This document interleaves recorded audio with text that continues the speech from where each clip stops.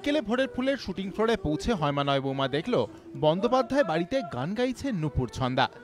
গানের সুরে ফুটে উঠছে তার মনের যন্ত্রণা। পরিস্থিতির চাপে পড়ে শুভঙ্করের সঙ্গে তার বিয়ে হয়েছে, আর এই নিয়েই মানসিক অশান্তির মধ্যে রয়েছে নূপুর। এদিকে আবার শুভঙ্করের চাকরি চলে যাওয়ায় নূপুরের যন্ত্রণা দ্বিগুণ হয়েছে।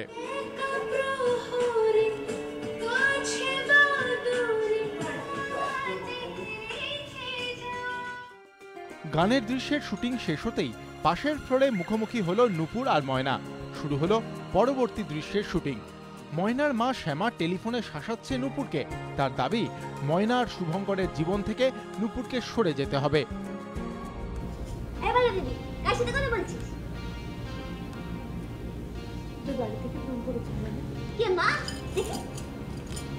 তবে মায়ের বিরুদ্ধে রুখে দাঁড়ায় ময়না।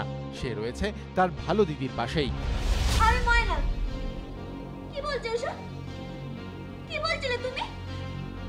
আমার ভালো দিদির নামে আর একটা খারাপ কথাও বলবে না দাদু। আপনারা এখন আছেন বিকেলে ভোরের ফুলের সেটে। আমরা শুটিংয়ের মাঝখানে যেমন যেমন করে আপনাদের সঙ্গে গল্প করি, আড্ডা মারি, সেই রকমই আজকে একটা প্রসেস। কিন্তু আজকে আমাদের ময়না রানীর শরীরটা খুব খারাপ। এই শরীর খারাপ নিয়েই সকাল থেকে বেচারা শুটিং করছে। দেখুন না, নাহলে এত চুপ করে কিন্তু কখনো থাকে না। সিরিয়ালে তো ফটর ফটর করেই, আর এমনি সময়েও কিন্তু প্রচুর বকবক করে। তো সেই বকবকটা এখন একটু কম। সত্যিই শরীরটা খারাপ, কিন্তু কি করব বলুন, আমাদের সিরিয়ালের শুটিং, এবং আপনারা যেহেতু আমাদের সঙ্গে এমনভাবে জড়িয়ে রয়েছেন যে শুটিং না করে আমাদের উপায় নেই, কারণ তাহলে আপনারা এপিসোড আমাদের দেখতে পারবেন না, তখন আপনাদের মন খারাপ হবে। তাই ময়না, অল্প অল্প করে একটু বলো আমাদের দর্শকদের। হ্যাঁ, শরীর খারাপ তো লেগেই আছে। যাকে এখন আমাদের দুজনেরই ভীষণ একটা ক্রাইসিস পিরিয়ড চলছে। ডাক্তারের মেডিকেল লাইসেন্স কেড়ে নেওয়া হয়েছে, সেই জন্য ময়নার খুব মন খারাপ, ভালো দিদির খুব মন খারাপ। এই নিয়ে একটা তিনজনের মন খারাপের একটা বিশাল একটা কষ্টের জায়গা। হ্যালো,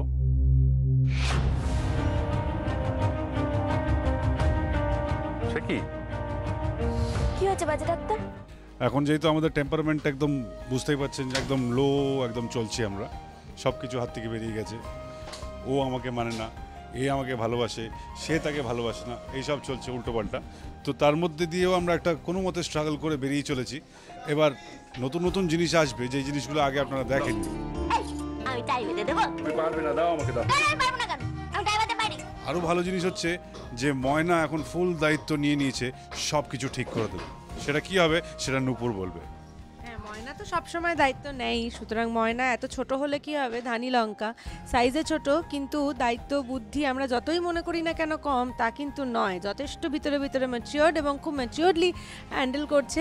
আমি জানি এই কারণেই ময়নাকে আপনাদের ভীষণভাবে পছন্দ। আর এখন একটা তো কিছুক্ষণ আগে আপনারা দেখছিলেন একটা সং সিকোয়েন্স হচ্ছিল, কারণ যেটা ময়না বললো, আমাদের ভীষণই মন খারাপ, কারণ আমার খুব ভালো বন্ধু শুভ, যেহেতু আমি ওকে হাজব্যান্ড হিসেবে মানি না, আর ময়নার বাজে ডাক্তার, দুজনেরই খুব প্রিয় মানুষ তো বটেই। সেই শুভঙ্করের মেডিকেল রেজিস্ট্রেশন ক্যান্সেল করে দেওয়া হয়েছে। ও আর ডাক্তারি করতে পারবে না। ডাক্তারিটা তো শুধু প্রফেশন নয়, এটা ওর প্যাশন, ভালো লাগা, মানুষকে বাঁচিয়ে তোলাটা ওর জীবনের একটা বড় ব্রত। সেই জায়গা থেকে ও আর এগোতে পারবে না। সেটা ওর জন্য যতটা ডিপ্রেসিং, আমাদের জন্য তার থেকেও বেশি ডিপ্রেসিং। তাই এখন আগামী কয়েকদিনে আমাদের স্ট্রাগল যে কী করে আমরা, এবং স্পেশালি ময়না এই মেডিকেল রেজিস্ট্রেশনটা পাইয়ে দেওয়ার জন্য, এই ক্রাইসিসটা থেকে উতরানোর জন্য ময়না কি কি করবে। আমরা সত্যিই আজকে একটু, ময়না রানী ঝিমিয়ে আছে, তো তাই আমরা একটু সবাই যেন ঝিমিয়ে আছি।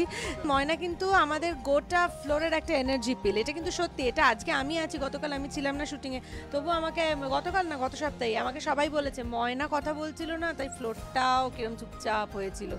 তো আজকে একটু আবহাওয়াটা অন্যরকম, সেটা অন স্ক্রিনও অফ স্ক্রিনও, কিন্তু যেদিন একদম ঝকঝকে নীল আকাশটা দেখা যাবে এবং আমরা আবার সেরকম ময়নার এনার্জির পিল খেয়ে সবাই এনার্জেটিক হয়ে উঠবো, সেই দিন আবার আপনাদের সঙ্গেও আড্ডাটা জমবে হয়মা নয় বৌমার মাধ্যমে। আজকের ওয়েদারটা একটু ঠিকঠাক নেই, মেঘলা আকাশ, তাই জন্য আমরাও একটুখানি খুব গম্ভীর।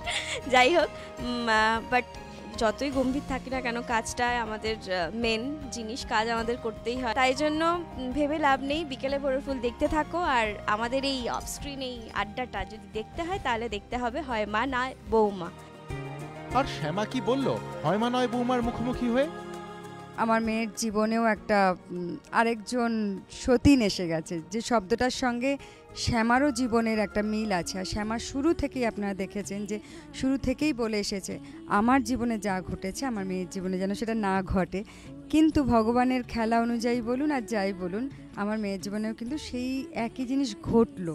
তাই একটা মা হয়ে আমার জীবনে যাই ঘটুক না কেন, আর সেটা তো আমি লড়েছি, আমার মেয়েকে বড় করেছি, সব ঠিক আছে, কিন্তু একজন মা হয়ে তো আমি চাইতে পারি না কখনো যে আমার মেয়েও এইভাবে সতীন নিয়ে ঘর করুক। তাই আমার মনটা নিশ্চয়ই যে একদম যে ভালো নেই সেটা আপনারা বুঝতেই পারছেন।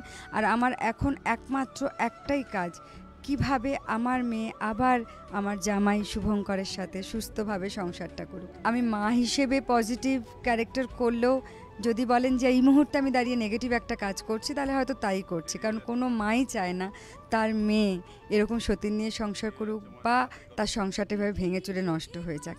আর এত ভালো জামাই, এত সব কিছু সুস্থ সুন্দর পাওয়া সত্ত্বেও সেটা কেন নষ্ট হয়ে যাবে? শুভঙ্কর কি আদৌ নির্দোষ প্রমাণিত হবে? তার চাকরি কি ফিরে পাবে সে?